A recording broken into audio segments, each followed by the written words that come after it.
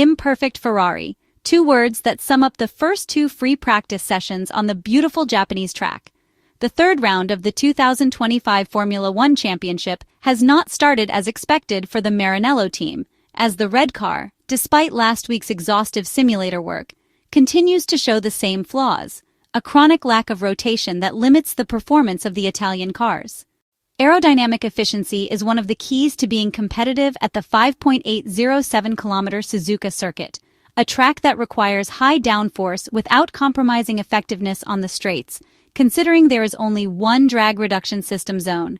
Being a front-limited circuit, a precise front end is essential, especially to tackle the many fast corners without undermining the few slower parts of the track. Another crucial aspect is thermal management of the tires. The high vertical load and the energy transferred to the tires during the lap can lead to overheating, especially in the final sector of the track. With these key points in mind, let's analyze the telemetry of Oscar Piastri in the McLaren MCL39, who finished the second free practice session in first place, and Lewis Hamilton in the Ferrari SF-25, who ended with a gap of 0.430 seconds. All this to understand the strengths of the two cars and in which of the above-mentioned areas the Ferrari engineers and technicians need to work. From a preliminary analysis of the telemetry, three important data points stand out. Firstly, the downforce generated by the McLaren MCL39 is higher than that of the Ferrari SF-25, showing excellent grip in the fast corners that characterize the Suzuka Circuit. The same goes for the excellent grip derived mainly from the aerodynamic balance of the British car. Unsurprisingly, in nearly all of the 18 corners that make up the circuit, Oscar Piastri achieves higher cornering speeds, up to plus 6 or 8 kilometers per hour. Secondly, it is clear that the gap starts from turns 13-14, known as spoon, with about 3/10 lost in just 2 consecutive corners, as we have also pointed out in the previous video.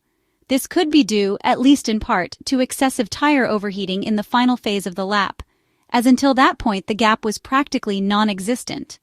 Finally, we can see that Ferrari is superior to McLaren in terms of aerodynamic drag. On every straight, the SF-25 reaches top speeds about 2-3 kilometers per hour higher. A more detailed telemetry analysis shows not only that the driving styles of the two drivers are different, but, as mentioned, the characteristics of the cars differ as well. Starting from the most famous snake section on the Formula One calendar, from turn 2 to turn 7, the Ferrari is not bad at all. It does not lose ground to the MCL39. But we shouldn't think the car behavior is similar. Far from it. The key requirement of this section of the track is that the front end must be as precise as possible. If you miss the apex by even a meter, you compromise not just the current corner, but also entry into the next, creating a chain reaction that costs precious time. There is another important aspect to consider in these situations. Since these corners are taken at speeds ranging from 249 km per hour to 205 km per hour, it is vital that during each change of direction, when the car is leaning, the aerodynamic platform remains very stable in both roll and pitch in order to prevent air seepage into the floor that would compromise the proper functioning of the ground effect. This is enabled by suspension stiffness and the anti-roll bar. Indeed, Lewis Hamilton's Ferrari seems capable of generating the correct amount of vertical load to take the fast corners at similar speeds to the McLaren, but it is an area with room for improvement, likely generating more energy than needed through the tires and consequently losing performance. As already mentioned in the analysis related to the first free practice session and seen in the 2 previous weekends in Australia and China, the SF-25 lacks rotation. This is evident from brake usage, with Lewis Hamilton touching the brake pedal 3 times in 3 consecutive direction changes, in order to load the front end more and point the nose of the car along the correct line. In contrast, Oscar Piastri simply plays with the throttle, using engine braking effectively and showing easier handling of the car. Later in the lap, the same pattern repeats at turn 9, but the gaps are very small, with Ferrari even slightly ahead in the stretch from turn 7 to 11. But, as anticipated, the spoon section, namely turns 13-14, becomes a nightmare for the red car. Understeer appears here too, with Lewis Hamilton forced to brake longer when entering turn 13, resulting in a loss of 6 km per hour in speed. The same story repeats at turn 14, a bend with a smaller radius than the previous one, and thus requiring a stronger and more responsive front end that allows the car to get as close as possible to the apex curb while maintaining high speed. Here, McLaren is clearly superior not only to the SF-25, but also to George Russell's Mercedes W16 single-seater. It is possible that the phenomenon is worsened by overheating, as the Italian car also seemed slightly unstable at the rear during cornering. Finally, the last chicane, where Oscar Piastri gains another tenth.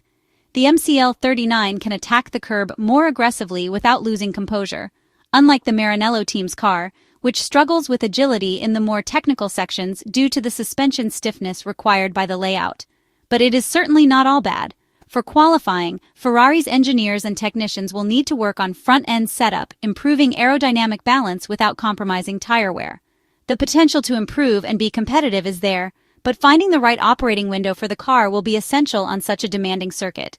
If McLaren appears to be playing the role of a lone frontrunner, the chasing pack seems much more compact and capable of delivering a few surprises. Beyond the unexpected performance of Racing Bulls, who, despite typically using more aggressive engine mappings on Fridays, still show good cornering performance, Mercedes and Ferrari are trailing a McLaren that, for now, seems untouchable. At a first glance, the 0.4 gap might seem significant, and it is, especially taking into consideration the fact that if Lando Norris had completed his final run without lifting due to traffic, the deficit could have been even greater. However, both Ferrari and Mercedes maintain a degree of optimism, which is also balanced with a healthy dose of realism ahead of Saturday's track action. George Russell, Charles Leclerc, and Lewis Hamilton have echoed the same sentiment, pointing out the car has more potential than what we saw today. But McLaren currently appears out of reach, perhaps even on another planet, if their drivers manage to put together a flawless lap. This superiority stems from three key factors on a track like the Suzuka Circuit: downforce, efficiency, and strong tire management. From a distance, Ferrari and Mercedes seem to be competing for the final podium spot, barring any major surprises tomorrow. As both George Russell and Charles Leclerc pointed out, the expected wind shifts, blowing from an opposite direction compared to today, could change the competitive landscape, particularly in sections where stability is crucial. Both Ferrari and Mercedes believe they can extract more performance compared to what was seen on track today, but to do so, they must work on what was lacking, namely better balance over the course of a lap. The MCL39 single-seater, in contrast, excels in this aspect, managing tire overheating exceptionally well. Its strength in slow corners, partly due to the car's ability to aggressively ride the curbs in the final chicane without a setup that is overly stiff, yet still competitive in slow sections, mirrors patterns already seen at the Albert Park Circuit in Melbourne.